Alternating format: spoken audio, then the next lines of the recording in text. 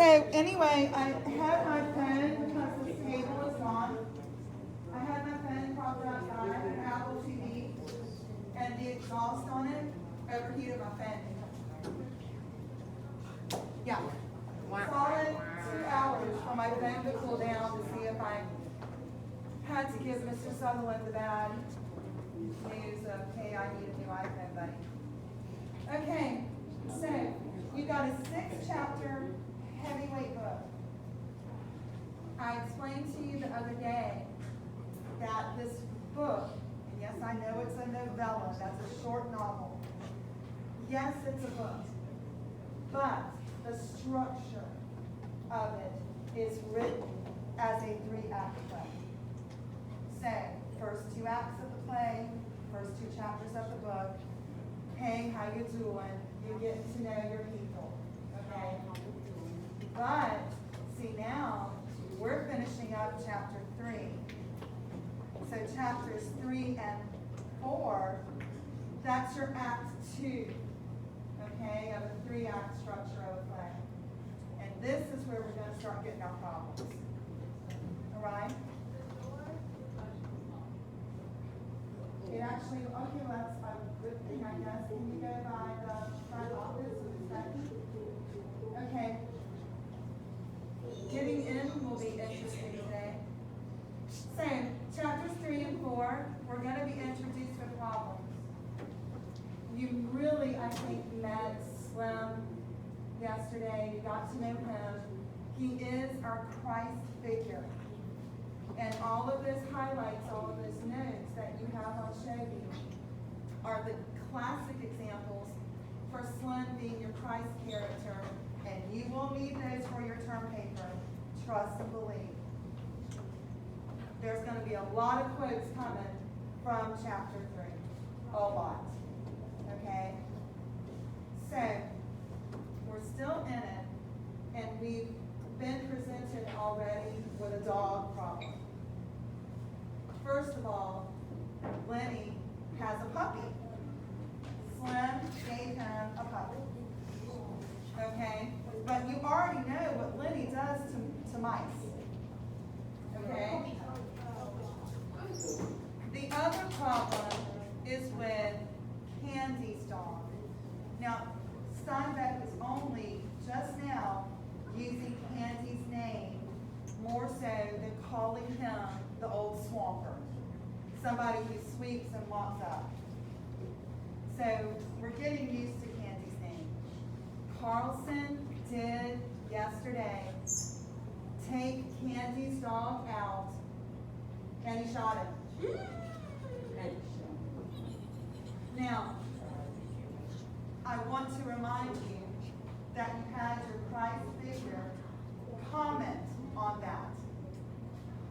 And our Christ figure, once again, is Slim. And according to Slim, if I may paraphrase him, and that does mean I'm not going to directly quote Slim right now, but according to our Christ figure, according to Slim, it had to be done. Now, let me remind you of something. Yes, Slim is a Christ figure, but he's John Steinbeck's version of a Christ figure. This is what John Steinbeck created the whole thing. So therefore, John Steinbeck is going to let you know what he thinks about heavyweight issues through Slim. And according to Steinbeck, it is okay to, that fancy pants word I used yesterday, was to euthanize, mercy kill him. The dog was so old, couldn't eat, lots of arthritis. According to Steinbeck, we now know he did believe in euthanasia. Okay? All right, we're bound to have more problems. Let's see what they are, and let me get rid of my squiggly, because that tells me where I am, if I can ever find it. I'm going to do my highlighter in case there's something else, but I doubt it. Shall we warn Ms. Hood that there's a whole bunch of cussing going on in this book? Yes.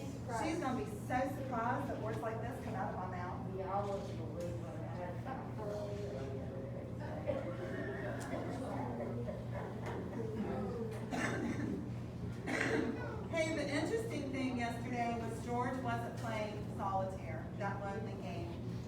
playing euchre, okay? So, here we are with George dealt, and Whit picked up his cards and examined them. Seen the new kid yet? He asked. What kid? George asked. Why, Curly's new wife. Yeah, I seen her. Well, ain't she a Lulu? Oh, can we bring that back, please? Please. A Lulu. I ain't seen that much of her, said George. Well, Whit laid down his cards impressively. Well, stick around and keep your eyes open. You'll see plenty. She ain't concealing nothing. I never seen nobody like her. And here we go with this phrase again, y'all. Candy's the one who said it first. She got the eye. Yeah? Remember that one? She got the eye all the time on everybody. I bet she even gives the stable buck the eye. Thank you, sweetie. I don't know what the baby's in here, hell she wants. Hush.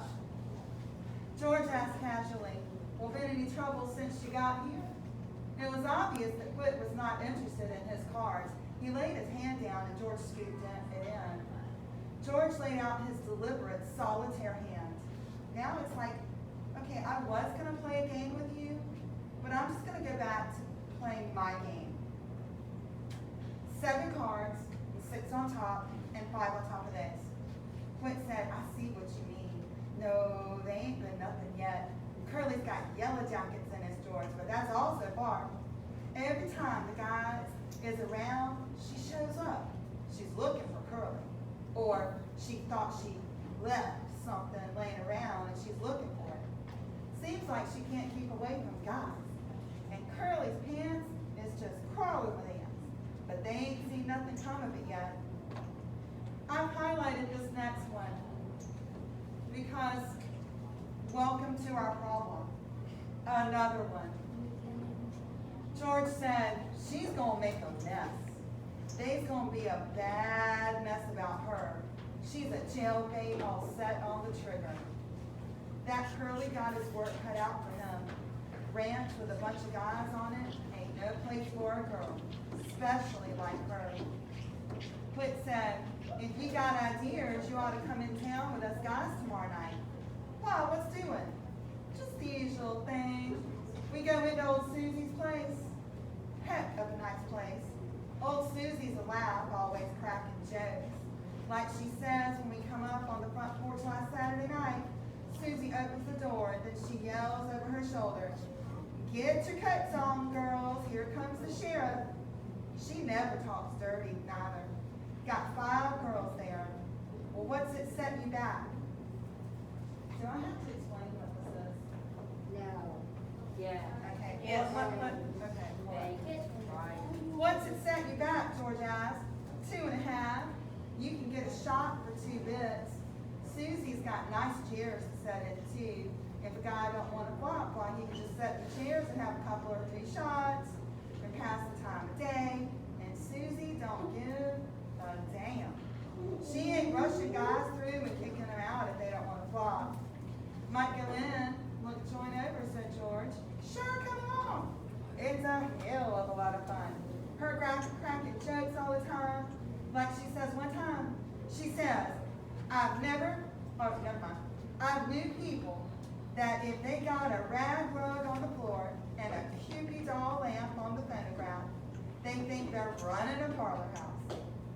That's Clara's house she's talking about. And Susie says, I know what you boys want, she says. My girls is clean, she says, and there ain't no water in my whiskey, she says. If any of you guys want to look at a Cupid doll lamp and take your own chance getting burnt, why, you know where to go. And she says, there's guys around here walking bow-legged cause they like to, sorry, let's go. Look at a Cupid doll lamp. George asked, Clara runs the other house, huh? Yeah, said Whit. We don't ever go there. Clara gets $3 a crack and 35 cents a shot, and she don't crack no jokes. But Susie's place is clean, and she's got nice chairs. Don't let no goo-goos in neither. Me and Lenny's rolling up the state, said George. I might go in and sit and have a shot, but I ain't putting out no 2.5. Well, a guy got to have door opened and Lenny and Carlson came in together. Lenny crept to his bunk and sat down, trying not to attract attention. Carlson reached under his bunk and brought out his bag. He didn't look at old Candy, who still faced the wall. Carlson found a little cleaning rod in the bag and a can of oil. He laid them on his bed and then brought out the pistol, took out the magazine, and snapped the loaded shell from the chamber. Then he fell to cleaning the barrel with the little rod. When the ejector snapped, Candy turned over and looked for a moment at the gun before he turned back to the wall again. Oh, sorry, I jumped on you. Carlson said casually, "Curly been in yet?" "No," said Whit. "What's eating on Curly?" Carlson squinted down the barrel of his gun, looking for his old lady. "I seen him going round and round outside." Whit said sarcastically, "He spends half his time looking for her, and the rest of the time, she's looking for him." Curly burst into the room excitedly. Any of you guys see my wife?" he demanded. "She ain't been here," said Whit. Curly looked threateningly about the room. "Where the hell's Slim?" "Went out in the barn," said George. "He was gonna put some tar on a split hoof." Curly's shoulders dropped and squared. "How long ago did he go?" 5-10 minutes. Curly jumped out the door and banged it after him. Whit stood up. "I guess maybe I'd like to see this," he said. "Curly's just spoiling her. He wouldn't start for Slim. And Curly's handy. Darn handy. Got in the finals for the Golden Gloves. He got newspaper clippings about it. He considered it just a name. He better leave Slim alone. Nobody don't know what Slim can do." "You think Slim's with his wife, don't you?" said George. "Looks like it," Whit said. "Poor Slim ain't. At least I don't think Slim is. But I like to see the bus if it comes off. Come on, let's go." George said, "I'm staying right here. I don't want to get mixed up in nothing. Lenny and me got to make a steak." Are y'all hearing that repetition of Liddy and me? I've got to make a steak. And that's that STAKE steak.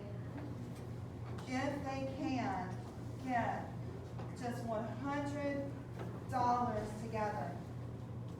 And remember, as migrant workers in the 1930s California, they're $50 a month. So, I get $5. And, you know, my phone, if you texted me that, my phone. Okay. So, we make $50 a month. So if George makes 50 this month, if Lenny makes 50, y'all, $100, just $100 in the 1930s, California, Great Depression, is a down payment on a farm. Can you believe that? No, they don't get specific. But still, You get 2 feet of farm. man, come on, that's good. Y'all, and that's all they need. Some of y'all might have that stashed away somewhere in your bedroom, keeping it away from older or younger siblings. So I'm broke. You know what I'm saying? So y'all broke. I don't even have $100. That's a lot. So much back then. Please keep that in perspective, because the Great Depression, y'all, everybody's hurting.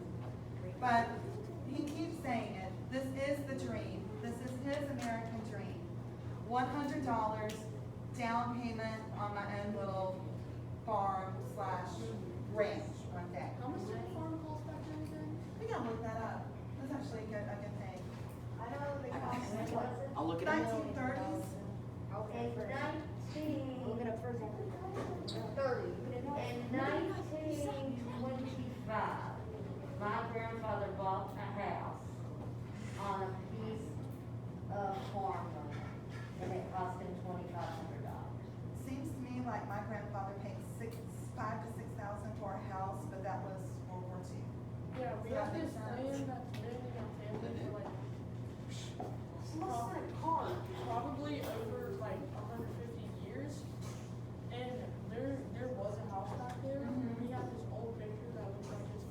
$33 per acre. My old grandfather, he was a brewer. Yeah. On his land, and all the brewery mills and stuff, Uh-huh. like in the ground and stuff. Right. That's really cool. That's Do pretty I cool. still have all that? That's awesome. In the 1930s. This is my instructional. Yeah. Zachary just found it's about 33 an acre. So you're gonna be like 3 acres? That's amazing. You get 3 acres. Alright, hey, we have a dog problem. Are y'all getting that we also are gonna have a Curly's wife problem? Yeah. Yeah. Okay. We don't even know her name, it's just like. You will never know her name. Never. So Carlson finished the cleaning of the gun and put it in the bag and pushed the bag under his bunk. Does everybody know where Carlson's Luger is right now? Underneath his bed. It's underneath his bed, it's underneath his bunk. I guess I'll go out and look her over, he said.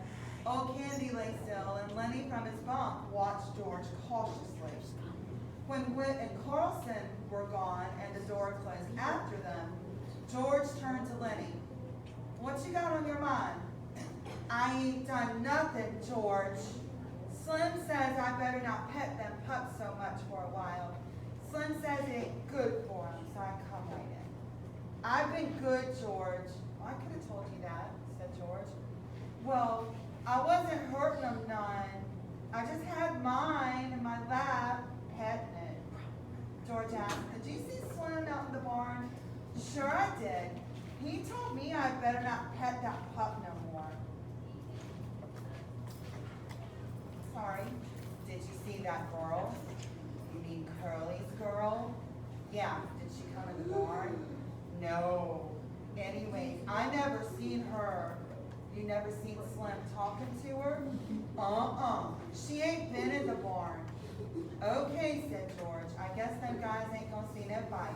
If there's any fighting, Lenny, you keep out of it. I don't want no fights, said Lenny. He got up from his bunk and sat down at the table. Across from George, almost automatically George shuffled the cards and laid out his solitaire hand. He used a deliberate, thoughtful slowness. Lenny reached for a face card and studied it, then turned it upside down and studied it. Both ends the same, he said. George, why is it both ends the same? I don't know, said George. That's just the way they make them. What was Slim doing in the barn when you seen him? Slim? Sure. You seen him in the barn and he told you not to pet the pup so much? Oh, yeah. He had a can of tar and a paintbrush. I don't know what for. You sure that girl didn't come in like she come in here today? No, she never come. George said, can you give me a good, I don't have a word for that. You give me a good whorehouse every time. I don't know the word. He said, and a guy can go in and get drunk and get everything out of his system all at once and no messes. And he knows how much it's going to set him back. These here jailbaits is just set on the trigger of the, one of Miss Liz's favorite words. Welcome to Miss Liz's vocabulary. Who's cow? Y'all are nowhere near socially distanced. Oh, jail. Who's gal? Yes, is the old-fashioned term for the jail. Miss Liz's other favorite words, now that you are in her official vocabulary class, are hootenanny and hooligan. Hooligan. They don't all have to start with an H. It's not about the H, trust me, but she likes her some who's gal, a hootenanny, and a hooligan. So, how can I use all three of these Miss Liz vocab words in a sentence? The hooligan got in a fight at the hootenanny and ended up in the who's gal. Thank you. Lenny followed his words admiringly and moved his lips a little to keep up. George continued, you remember Andy Cushman, Lenny, went to grammar school? Oh, the one that his old lady used to make hot cakes for the kids? Lenny asked, y'all, please be quiet. You're not, like, for real? Damn. Yeah, that's the one. You can't remember anything if there's anything to eat in it. George looked carefully at the solitaire hand. You put an ace up on a scoring rack and call the 2, 3, and a 4 diamonds on it. Andy's in San Quentin right now on account of the tart, said George. San Quentin is a very famous prison, and I assure you this guy Andy was not sent to a world-famous prison because of the delicious dessert known as a tart. I'll let you fill in the blanks. Yeah, see, Andy ended up with a Huscow tart. That strawberry tart, y'all, gets you every time. Lenny, listen, what all we called him? I told you my grandmother called him a floozy. What other name was she? A Lulu. And Yeah. Beagle Dog. Now a tart. Female dog. We actually went for the WHO word. I don't know if you were World Health Organization. So, Lenny drummed on the table with his fingers. George, huh? George, how long's it gonna be till we get that little place and live on the fat of the land and rabbits? I don't know, said George. We gotta get a big stake together. I know a little place that we could get cheap, but they ain't giving it away. Old Candy, just like his boss's dog doesn't have a hand, turned slowly over. His eyes were wide open. He watched George carefully. Then he said, tell about that place, George. I just told you last night. Go on, tell again, George. Well, here we go. This answers your question, Matt. It's 10 acres, said George. It's got a little windmill, got a little shack on it, and a chicken run. It's got a kitchen, orchard, cherries, apples, peaches, cots, short for apricots, nuts, got a few berries. There's a place for alfalfa and plenty of water to flood it. There's a pig pen and rabbits, George. Sorry, I get all excited when I read so many. Well, there's no place for rabbits now. But I can easily build a few hutches and you can feed alfalfa to the rabbits. Damn right I could. He said, Lenny, I get all excited. You gosh damn right I could. George's hands stopped working with the cards. His voice was growing warmer. And we could have a few pigs. I could build a smokehouse like the one Grandpa had. And when we kill a pig, we could smoke the bacon and the ham to make sausage and all that. And when the salmon run upriver, we could catch 100 of them and salt them down or smoke them. We could have them for breakfast. They ain't nothing so nice as smoked salmon. When the fruit come in, we could can it, and tomatoes, oh, they're easy to can. Every Sunday, we'd kill a chicken or a rabbit. Maybe we'd have a cow or a goat, and the cream is so gosh damn thick you could cut it with a knife and take it out with a spoon. Lenny watched him with wide eyes, and old Candy watched him too. Lenny said softly, we could live off the fat of the land. Sure, said George. All kinds of vegetables in the garden, and if we want a little whiskey, we can sell a few eggs or something, or some milk. We just live there. We belong there. There wouldn't be no more running around the country getting fed by a Jap cook. Okay, oh, I forgot she wasn't here. I could have taken this off. This book is about prejudice, and there we go with something. There was, at this time, an influx of immigrants from Japan and China, particularly along the California coast, Oregon, Washington. Oh, Japanese. So, he is negatively referring there to a cook who would have been Japanese, okay? But once again, we are reading a book about all different types of prejudice and then trying to either learn how they're dealing with it or John Steinbeck wants you to learn how to deal with it by reacting to it. Sometimes authors just want to present you with a problem to make you feel something about it. You know, either it's going to make you, and you learn something about yourself. You either get angry, realize, I don't really care about that issue, or you agree with it. And sometimes you don't know it in life until you're presented with the issue. And books can be a place where you are presented with issues that you didn't have an opinion about until you read it. Yeah? So, we've got that kind. Oh, there we go. No, sir, we have a place, our own place, where we belong and not sleep in no bunkhouse. Tell about the house, George. Lenny begged. Sure, we have a little house and a room to ourselves, little fat iron stove, and in the winter, we keep a fire going in it. It ain't enough land, so we have to work too hard, maybe 6, 7 hours a day. We wouldn't have to buck no barley 11 hours a day.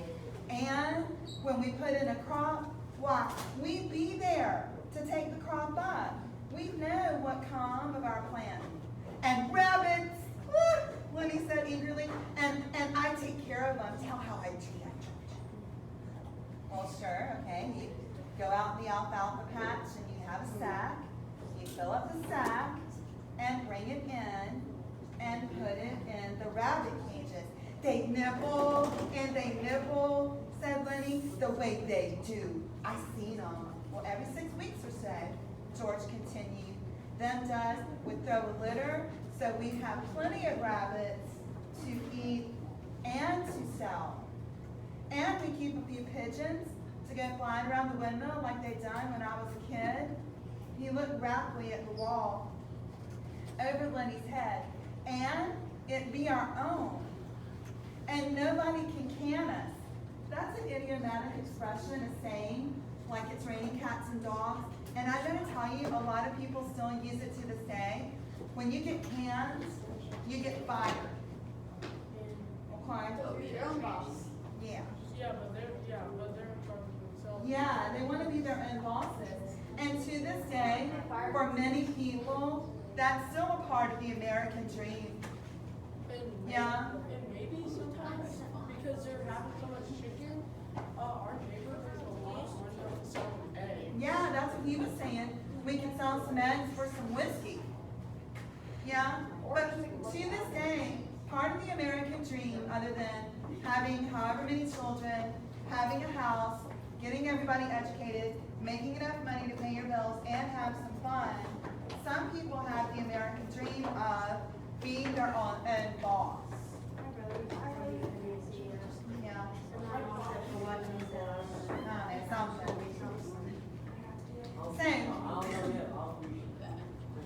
Yeah. If we don't like a guy, we can say, get the hell out. And by gosh, he's got to do it. And if a friend comes along, while we have an extra bunk, and we'd say, why don't you spend the night? And by gosh, he would. We'd have a setter dog and a couple of striped cats, but you gotta watch out, them cats don't get them little rabbits. Lenny breathed hard. Is he good, baby? No? Okay. You just let him try to get the rabbits. I'll break their gosh damn necks. I'll smash them with a stick. Oh, God.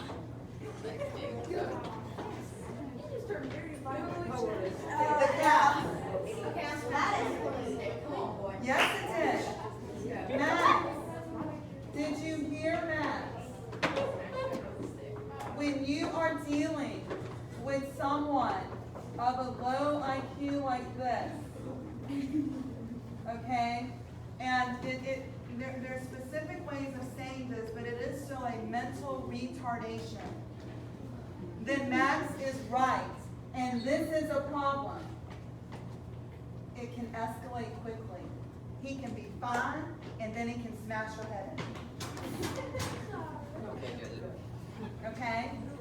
So that's a problem.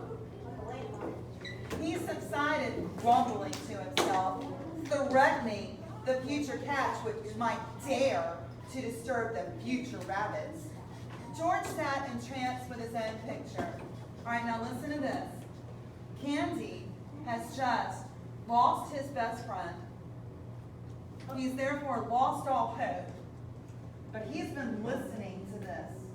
And John Steinbeck told us that he was listening the whole time.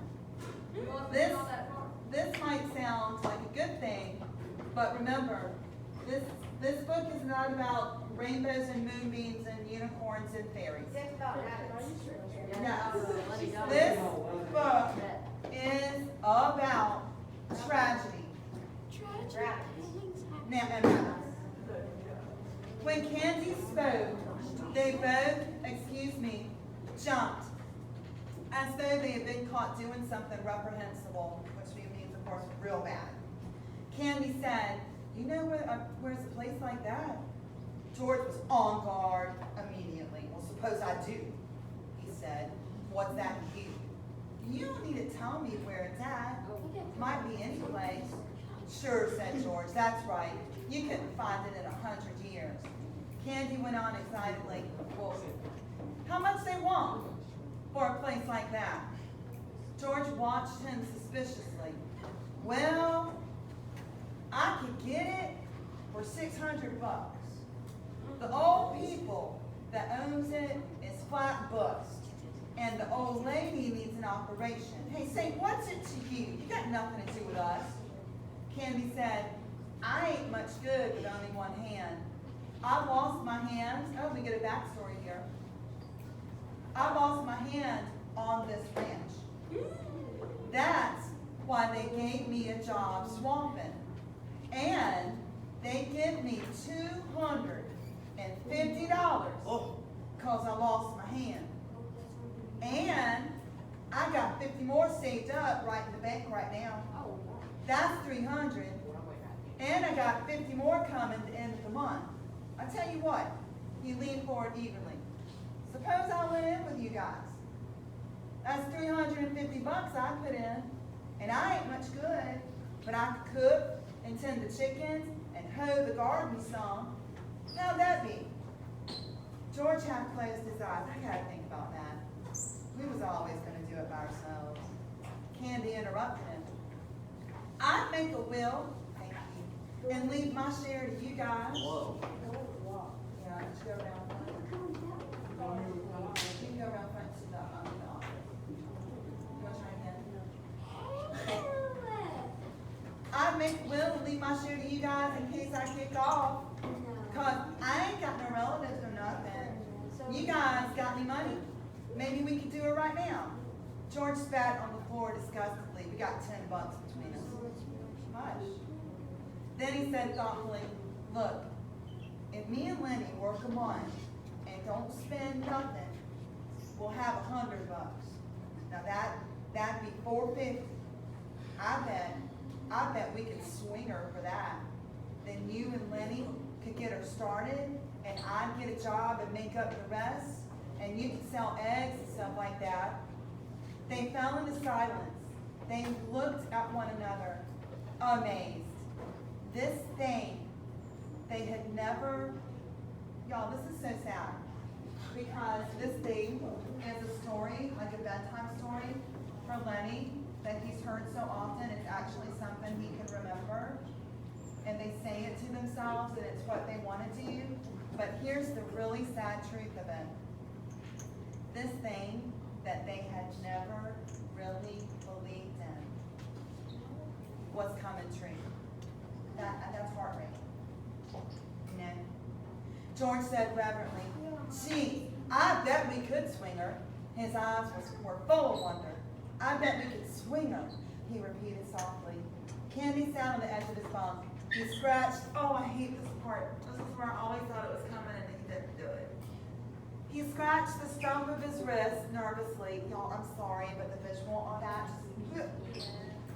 "I got hurt 4 years ago," he said. "They'll can me pretty soon. Just as soon as I can't swamp out no bunkhouses, they'll put me on the county. Maybe if I give you guys my money, you'll let me hoe in the garden even after I ain't no good at it. And I'll wash dishes and little chicken stuff like that. But I'll be on our own place, and I'll be let to work on our own place. He said miserably, you seen what they done to my dog tonight? Oh, They says he wasn't no good to himself nor nobody else. I have this highlighted. When they can be here, I wish somebody'd shoot me. But they won't do nothing like that. I won't have no place to go. And I can't get no more jobs. I'll have $30 more coming time you guys is ready to quit. George stood up. We'll do her, he said. We'll fix up that little old place and we'll go live there. He sat down again. They all sat still, all bemused by the beauty of the thing. Each mind was popped into the future when this lovely thing should come about. George said wonderingly, suppose there was a carnival or a circus come to town, or a ball game, or any damn thing. Oh, Candy nodded in appreciation of the idea. Well, we just go to her. George said, we wouldn't ask nobody if we could. Just say we'll go to her and we would. Just milk the cow and sling some grain to the chickens and go to her.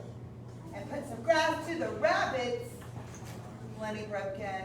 I would never forget to feed them. When we gonna do it, George? In 1 month. Right squack in 1 month. You know what I'm gonna do? I'm gonna write to them old people that owns the place that will take it. And Candy will send $100 to buy her. Oh, I sure will, said Candy. They got a good stove there? Oh, sure, got a nice stove. Burns coal or wood. I'm gonna take my pup, said Lenny. I bet by geez he likes it there, by geez.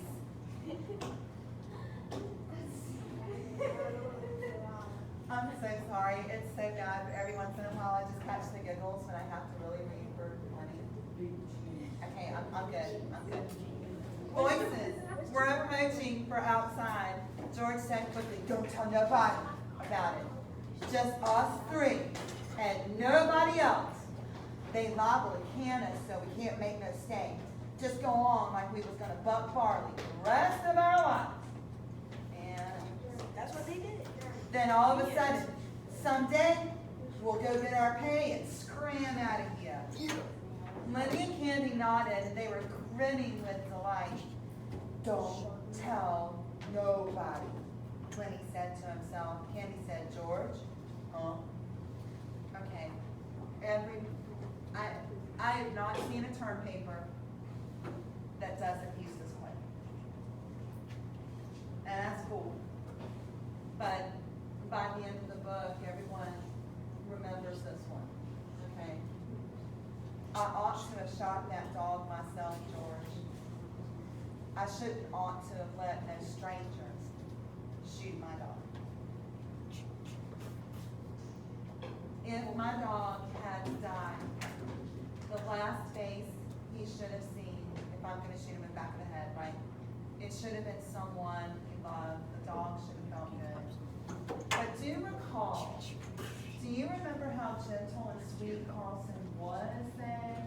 As he let the dog out back? Like I wanted to point that out yesterday. He didn't just jerk the dog, he didn't drag the dog. He was ironically gentle and kind right before he killed it. He's my favorite. He gets the job done. I gotta tell you. Okay, yeah, but I'm Lenny, so I did not mean to do that. I'll get rid of it. Yeah, I like Lenny. He's funny the way he's He's so funny. But I do get the giggles. I How can't. the way you're like, no, George. And I don't know why, but it's all about the hands. For me, it's about my hands, Lenny. Like I feel like I'm doing this, or you know what I mean? All right, let's get. Oh, can I get through this? Yeah. Let me do a little bit more. The door opened. Slim, Hush came in, followed by Curly and Carlson and Wicks. started, he was scowling. Curly hung close to his elbow. Curly said, "Well, I didn't mean nothing, Slim. I just asked you." Slim said, "Well, you've been asking me too often. I'm getting gosh damn sick of it. Hush. If you can't look after your own damn wife, what you expect me to do about it? You, hush, lay off of me." "I'm just trying to tell you I didn't mean nothing," said Curly. "I just thought you might have saw her." "Why don't you tell her to stay the hell home where she belongs?" said Carlson. "You let her hang around bunkhouses, and pretty soon you're gonna have something on your hands, and you won't be able to do nothing about it. Boo, there's our problem." That's it. Another problem. Curly's wife is hanging around trying to get attention from anybody that will give it to her. And Carlson just warned him. That's a problem. Candy whirled on Carlson. "You keep out of this, lest you won't step outside." Carlson laughed. "You damn punk," he said. "You tried to throw a scare to Slim, and you couldn't make it stick. Slim threw a scare to you.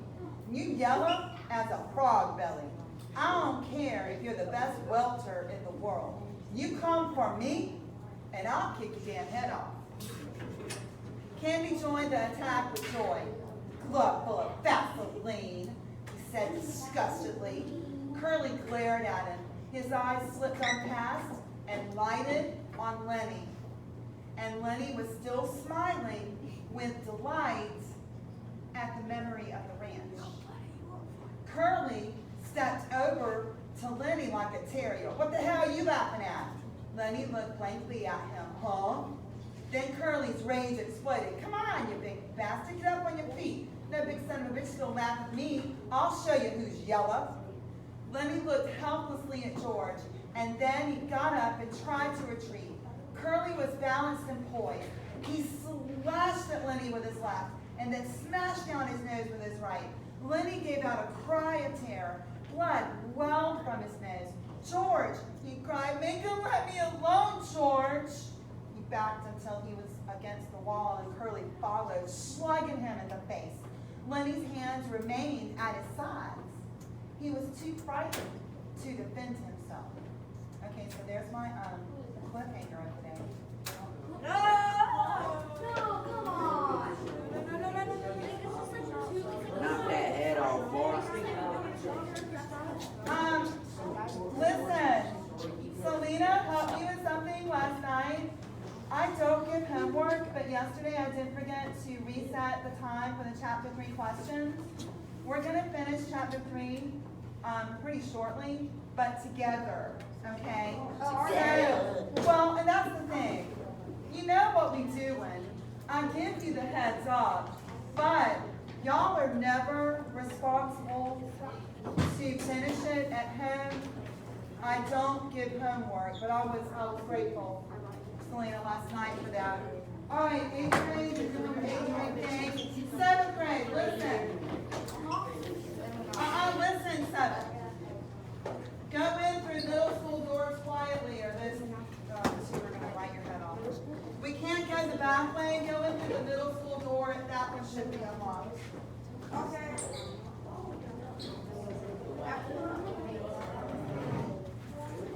If there's a baby class in the auditorium, just wait. I never saw anybody leave.